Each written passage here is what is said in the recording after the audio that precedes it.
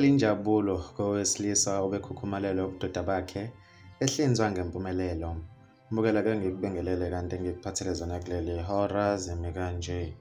UNtando wakamhlongo bebanjwe ukugula okungajwayelekile kobudoda bakhe okwavuvukala kungezelele.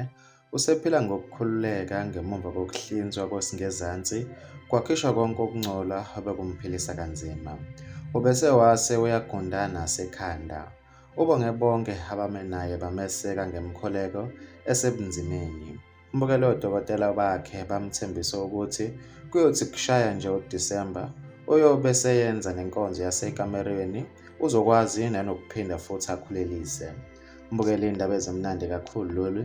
Ngizocela ukubeka uvo lakho kwi-comment section mayelana nalolu daba ebese ngikubamba kwenye ividiyo elandelayo sengiphuma kanje.